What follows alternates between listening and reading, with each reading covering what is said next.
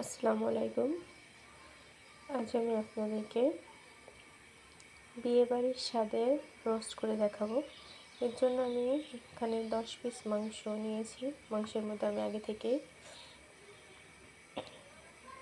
লবণ এবং লেবুর রস মিশিয়ে রেখেছি এবং কড়াইয়ে যে তেলটা দেখছেন এখানে আমি আগে থেকে পেঁয়াজটা বেস্তার করে রাখছিলাম। সেই তেলের মধ্যে আমি মাংসটা ভেজে নেব।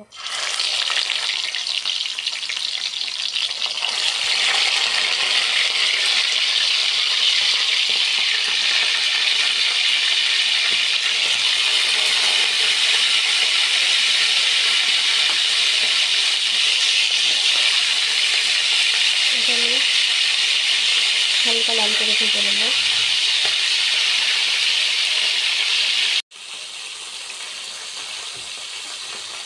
সবচেয়ে লাল ভেজে অন্য পাশটা উল্টে দেবেন। অন্য পাশটা ঠিক সেইভাবেই ভেজে নেবেন, এতে কালারটা ভালো আসবে।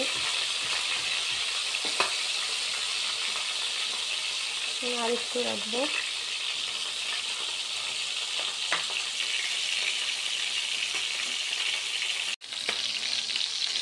আমার মাংসটা ভাজা হয়ে গেছে।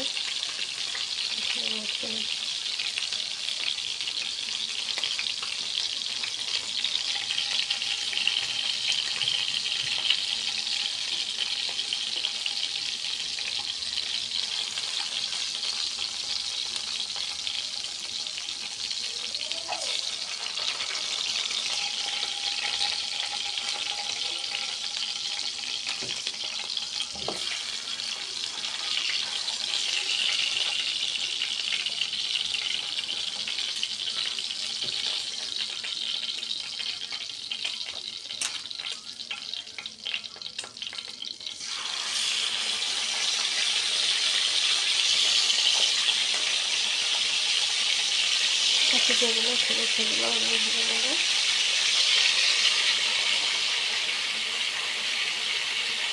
একই রকম লাল করে মাংসগুলো হয়ে গেছে। উঠে নিলাম।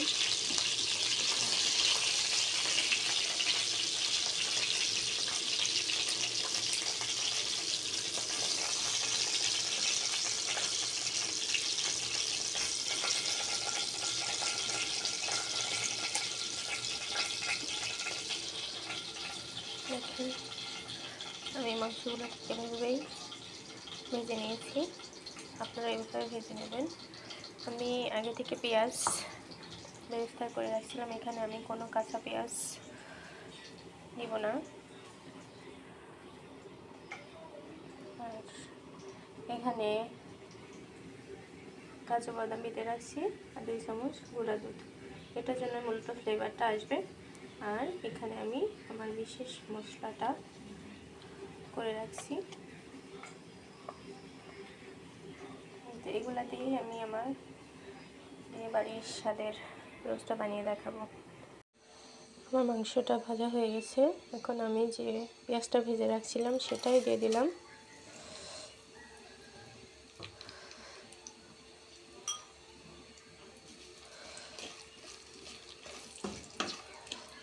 এখন এর মধ্যে আমি মশলা দিয়ে দিব।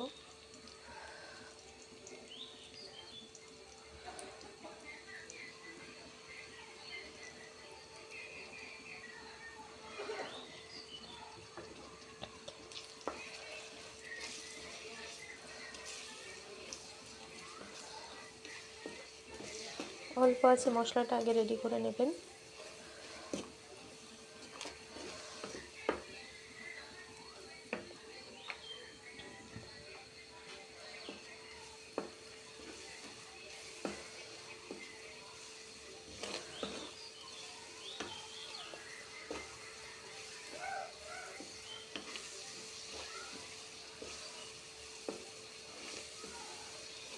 আমি এক মগ মতো দুধ রাখছি। মূলত দুধ দিয়ে আমি রোস্টটা রান্না করব, আর পানি দিব না।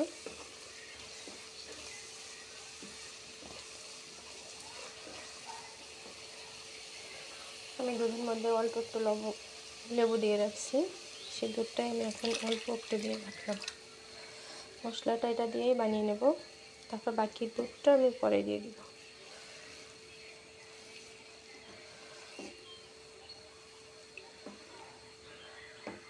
এখন চুলা জালটা আমি আরেকটু বাড়িয়ে দিলাম।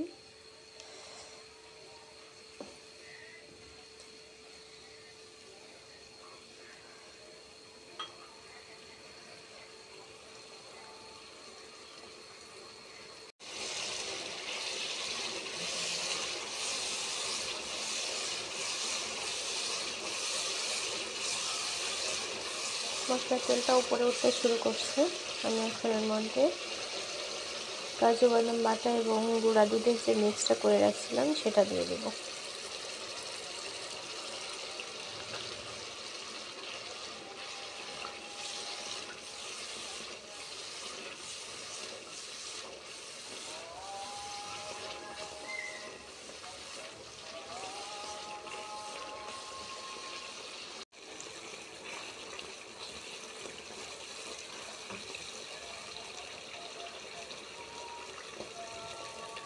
পরিমাণ মতো টমেটোর সস দিয়ে দিলাম।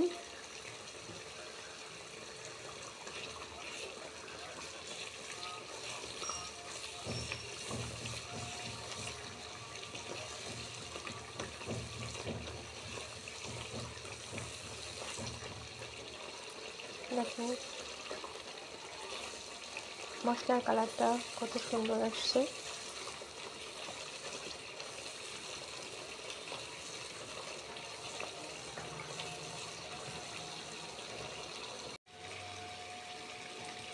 আমি যেহেতু মাংস ভাজার সময় লবণ ব্যবহার করছি, আমি এখন 1 চামচের মতো লবণ দিয়ে দিলাম।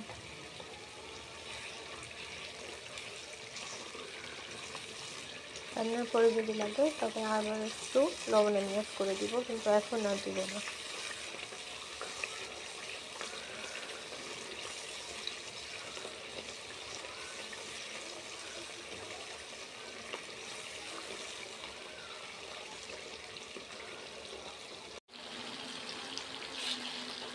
এখন আমি বাকি যে দুধটুকু ছিল সেটা দিয়ে দিলাম।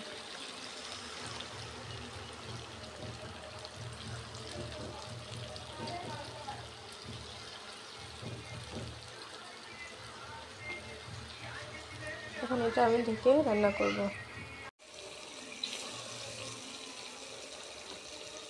মশলার উপর তেল উঠে গেছে, আমি এখন এক এক করে ভেজে রাখা মাংসগুলো দিয়ে দেব।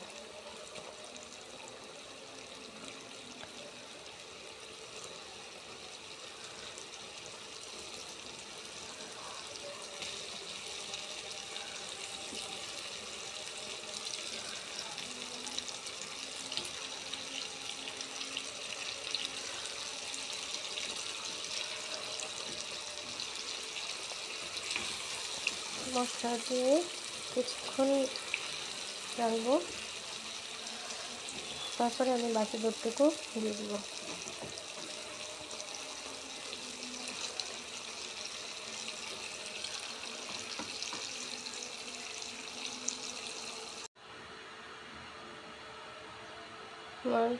এখন আমি ঢেকে 8 মিনিটের মতো রান্না করব।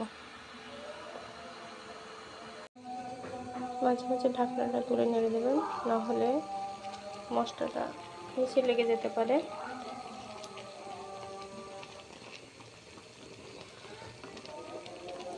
নেড়ে আবার ঢেকে দেবেন।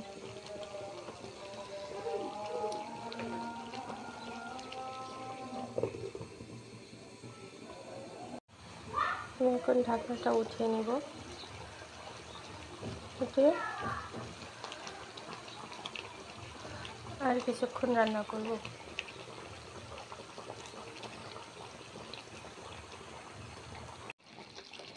এখন আমি এর মধ্যে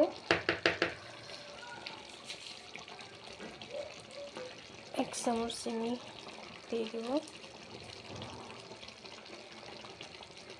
আপনারা যেমন খান, যেমনটা পছন্দ করেন চিনি তেমনটা, মিষ্টি যেমন পছন্দ করেন তেমন দিয়ে দেবেন।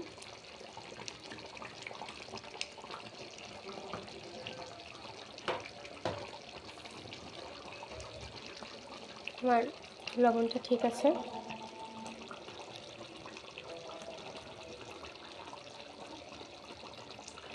আমি মাংসের তেল ওঠা পর্যন্ত এটা চুলায় রাখবো। আমি এখানে 4টা কাঁচামরিচ দিয়ে দিলাম, আর 1 চামচের মধ্যে ঘি।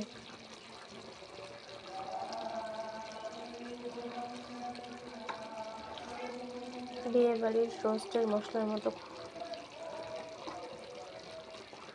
রোস্টের যে খুশবুটা আসে সেটা আসা শুরু হয়ে গেছে।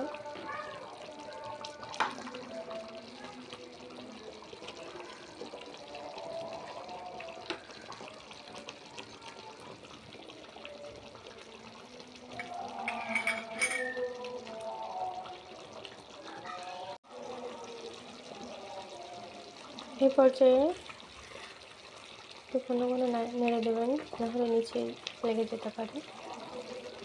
সাইডগুলা পরিষ্কার করে দেবেন।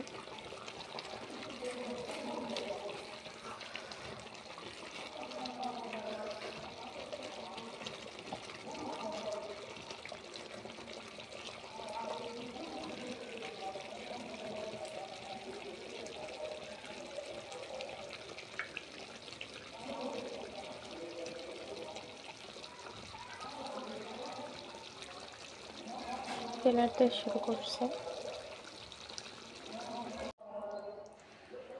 আমার রান্নাটা হয়ে গেছে, উপরে তেল উঠে গেছে। আমি জালটা নেভাই দিলাম।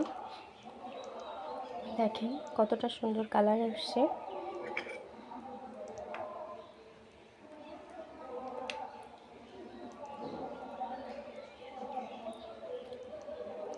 যতটা সুন্দর কালার আসছে, খেতে তার চেয়েও বেশি আমি বাসায় করবেন, প্রিয় মানুষদের খাওয়াবেন এবং কমেন্টস করে জানাবেন।